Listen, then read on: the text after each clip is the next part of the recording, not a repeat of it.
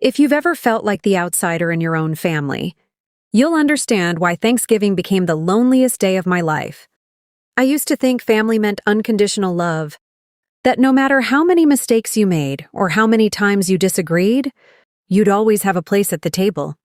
But 5 years ago, I learned that sometimes the people you call family are the first to close the door on you, and sometimes strangers are the ones who open it.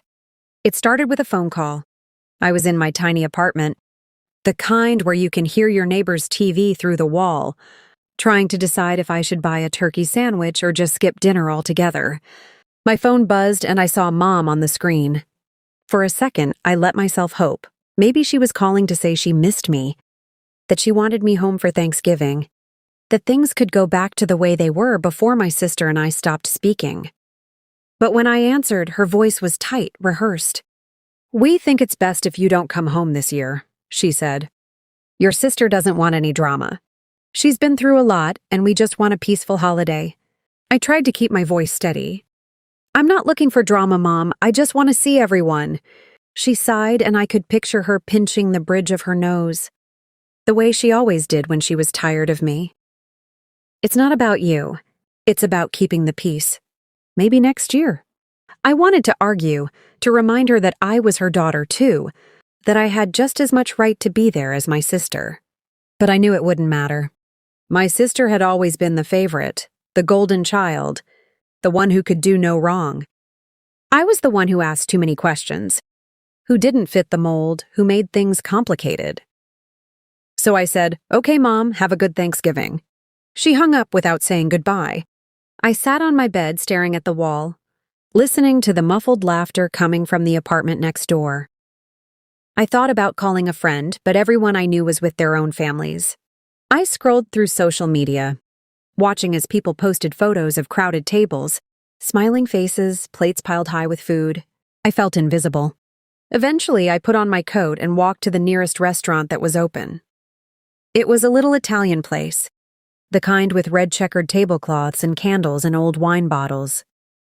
I asked for a table for one. The hostess gave me a sympathetic smile and led me to a corner booth. I ordered pasta and tried to pretend I was okay. I told myself it was just one night, that I'd survived worse. But as I watched families laughing and sharing stories, the loneliness pressed down on me like a weight. At the table next to mine, a family of 5 was celebrating. There was a mom and dad, 2 teenage boys, and a grandmother with silver hair and a laugh that filled the room. They noticed me sitting alone, and after a while, the mom leaned over and said, "You look like you could use some company. Would you like to join us?" I hesitated, embarrassed. "Oh, I don't want to intrude." "Nonsense," the dad said, waving me over. "It's Thanksgiving. No one should be alone." So I joined them. They introduced themselves, the Carters.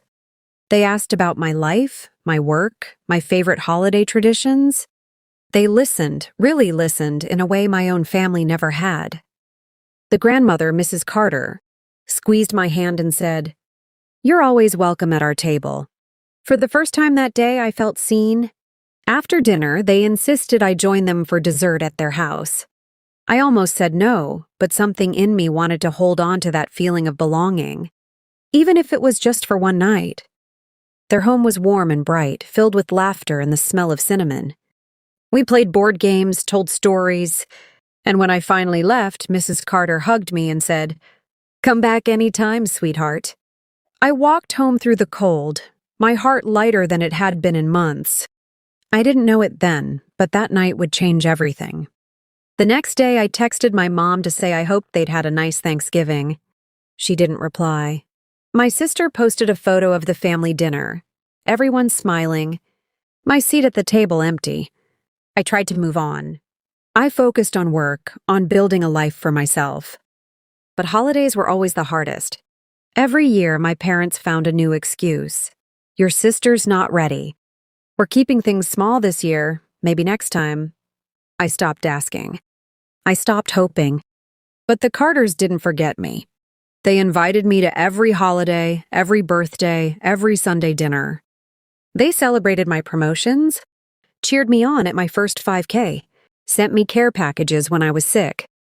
They became the family I never knew I needed. 5 years passed. I grew closer to the Carters than I'd ever been to my own parents. Mrs. Carter became my confidant. The boys my little brothers, the dad my mentor. They never asked for anything in return. They just loved me. And then something happened that I never expected. I fell in love. It started quietly, the way the best things often do. I'd been part of the Carter family for so long that their eldest son, Daniel, felt like a friend, a brother, a safe place to land. We'd spent countless evenings talking about everything and nothing, music, dreams, the future, the ache of not quite fitting in. He was the first person I told about my job offer in another city. The first to notice when I was sad. The first to make me laugh when I thought I'd forgotten how. One spring night, after a family barbecue, Daniel and I sat on the back porch, watching fireflies dance in the dark. The air was thick with the scent of cut grass and charcoal. He turned to me, his eyes serious in a way I'd never seen before. "You know," he said, "I used to think you were just passing through. Like maybe you'd find your way back to your real family someday." I looked down, twisting my hands in my lap. "I used to think that too." He was quiet for a moment. "But you didn't, and I'm glad. Because you belong here. With us, with me." I felt my heart stutter, the world tilting just a little. "Daniel." He reached for my hand, his touch gentle. "I mean it. I don't know when it happened, but I can't imagine my life without you."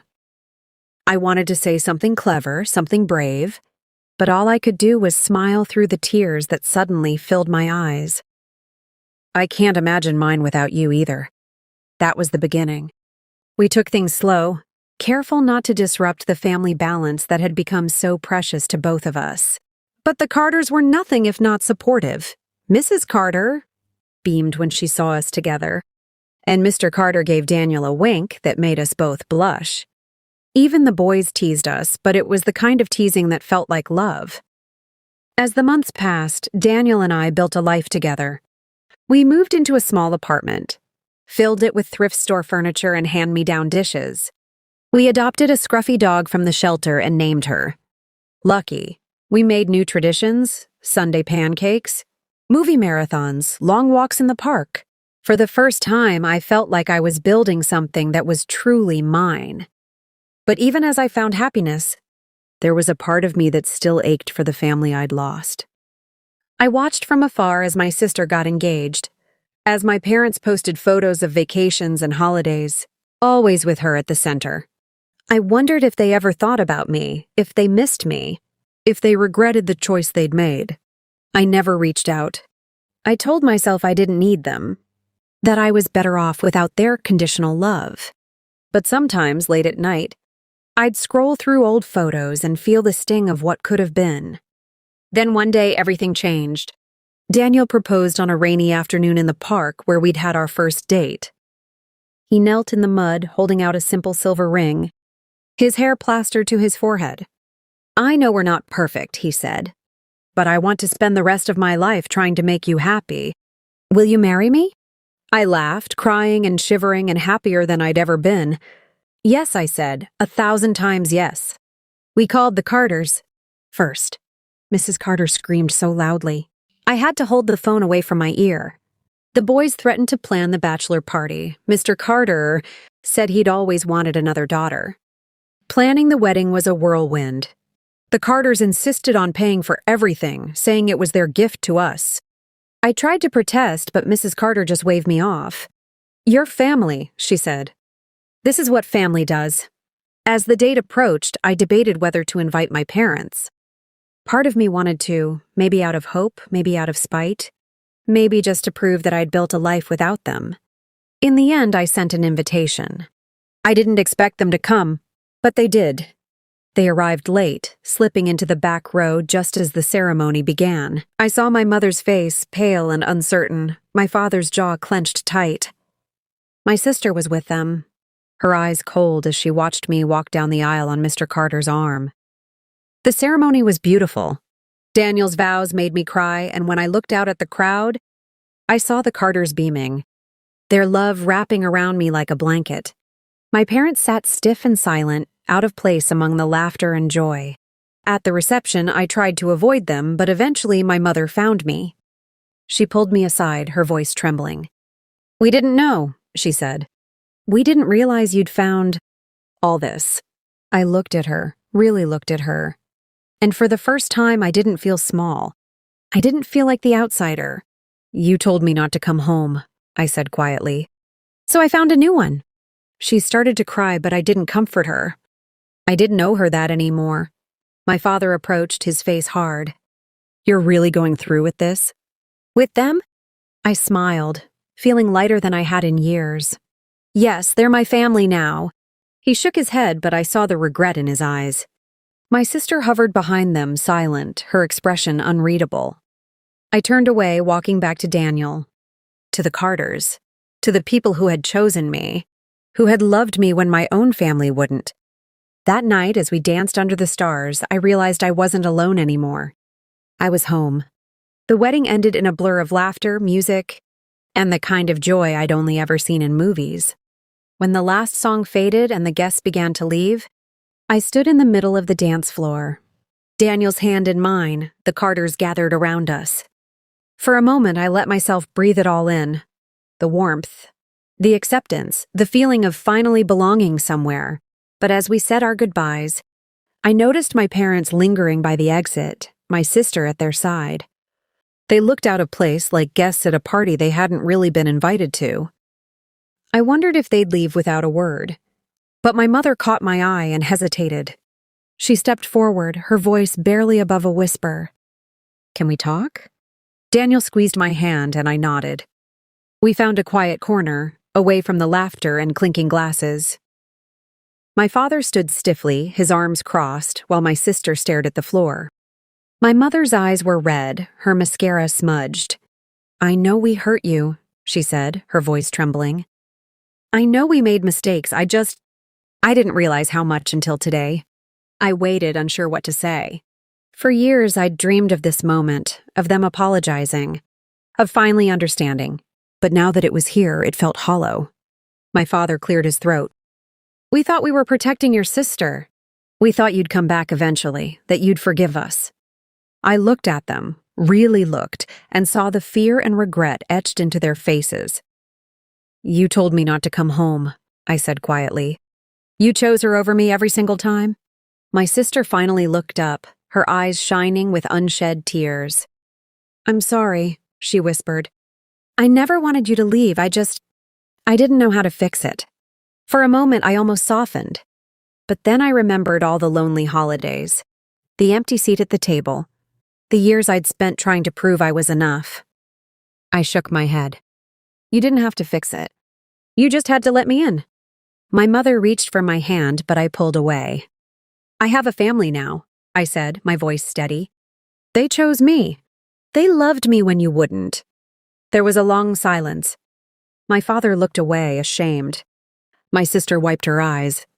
My mother nodded, accepting what she couldn't change. "We're happy for you," she said finally. Truly, I believed her. Maybe for the first time, I believed she meant it. As they left, I felt a strange sense of peace. I didn't need their approval anymore. I didn't need their love to feel whole. I had found my own happiness, my own family, my own place in the world. Later that night, as Daniel and I sat on the porch of our new home, the stars bright above us, I told him everything about the Thanksgiving I spent alone, about the Carters inviting me in, about the years I'd spent searching for belonging. He listened, holding my hand, never letting go. "You know," he said softly, "sometimes the family you choose is the one that saves you." I smiled, leaning into his warmth. "I think you're right." We sat in silence, the kind that feels comfortable, the kind that says everything without words. I thought about the journey that had brought me here, the pain, the loneliness, the unexpected kindness of strangers who became everything. If you're watching this, maybe you know what it's like to feel unwanted, to be told you don't belong. Maybe you've spent holidays alone, wondering if anyone would notice if you disappeared. I want you to know, you matter. You deserve love, not just from others, but from yourself. Sometimes, The people who are supposed to love us the most are the ones who hurt us the deepest. But that doesn't mean you're unlovable. It just means you haven't found your people yet. I found mine. And if I could go back, I wouldn't change a thing.